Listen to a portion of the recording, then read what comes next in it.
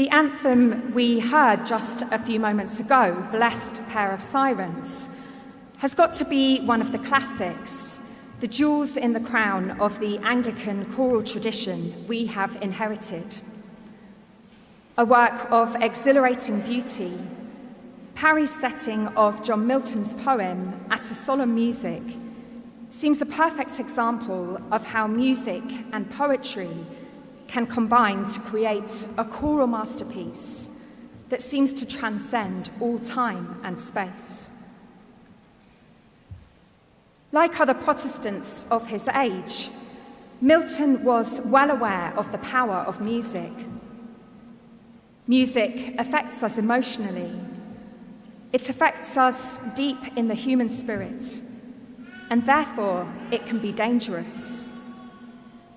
When we think of sirens, we think of mermaids luring sailors to their death.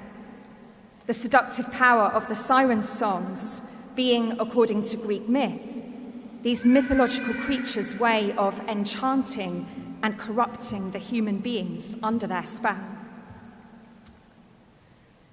Yet in this fine poem, and brought out so magnificently by Parry's setting, Milton transforms this negative image into a positive one by associating the sirens with joy and heaven. He addresses the harmonious sisters, voice and verse, suggesting that they are in fact signs of heaven's joy. Music and poetry form a sacred bond that transcends the material world.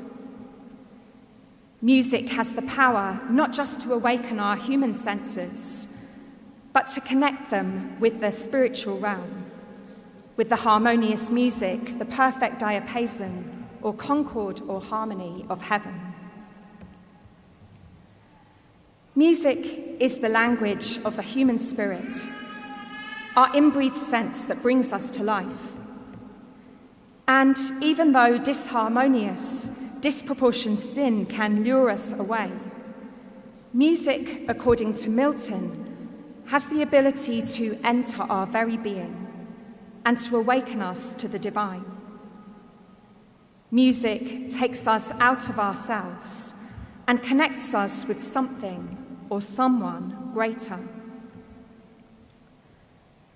Today, the last day of our choir's year, as we look back over the past year and the many services and events that have taken place here in the cathedral, we can see how music in all its variety has moved people and helped people to give voice to thoughts and feelings close to their hearts.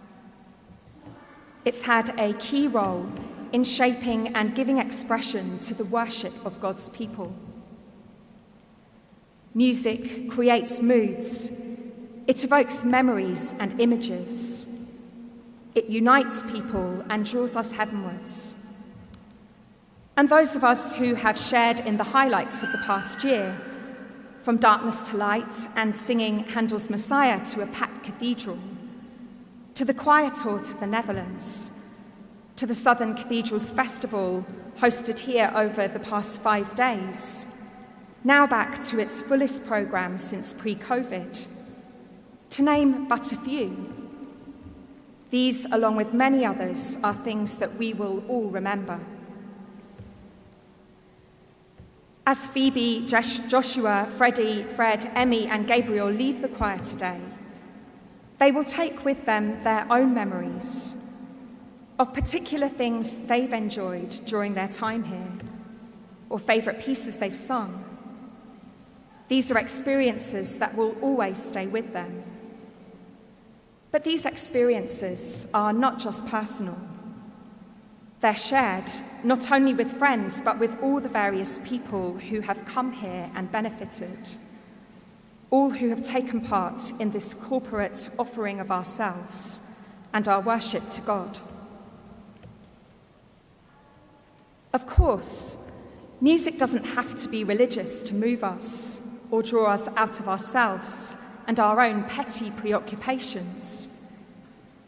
Yet the setting of church and cathedral worship has inspired many of the world's greatest composers, as we've heard so powerfully over the last few days.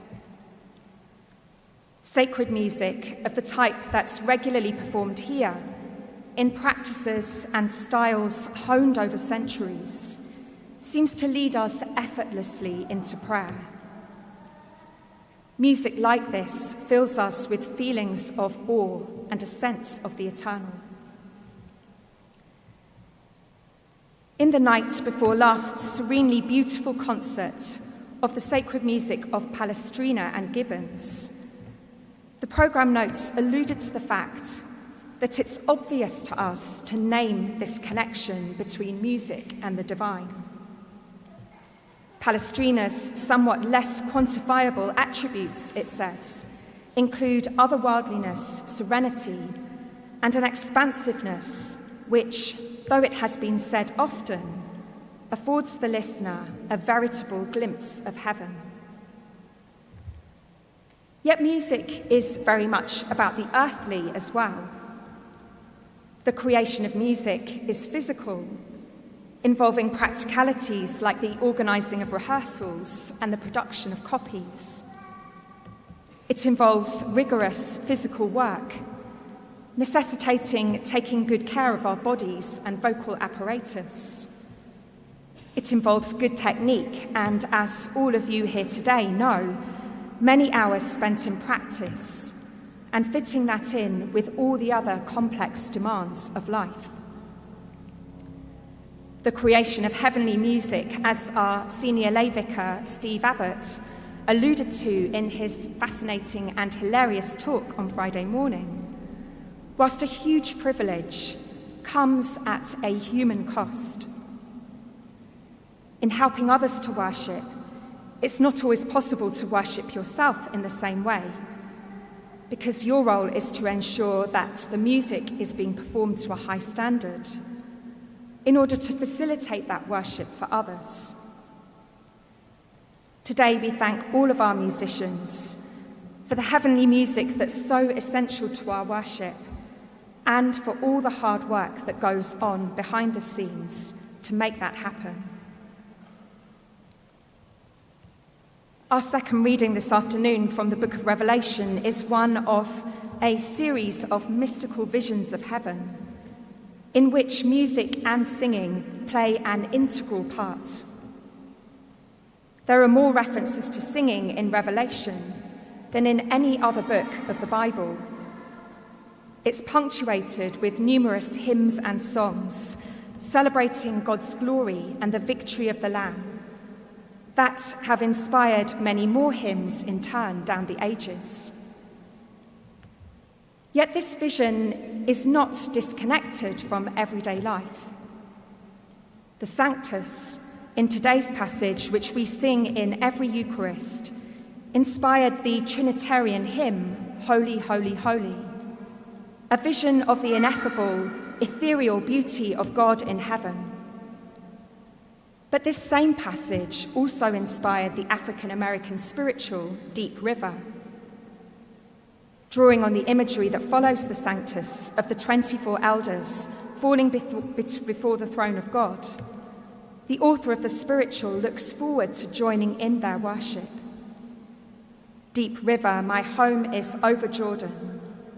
Walk into heaven and take my seat and cast my crown at Jesus' feet. As with many spirituals, this song expresses a longing not just for an end to the suffering of slavery at the end of time, but in our lives now. By singing the song, justice and peace are brought closer, the idea of them made more real in our own time.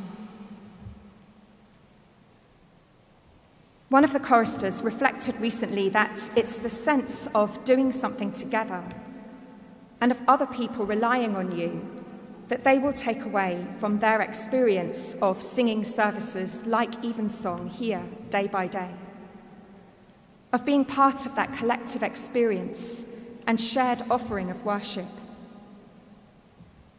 Each of those leaving today have made their mark on this place. They have enabled our worship, moving people and affecting them emotionally, in so many ways we may never even know. As we go out from here today, may we take seriously our responsibility to bring heaven to birth in our midst, whatever our gifts and calling, and to sing the new song of God's love and of life transformed by heavenly music. Amen.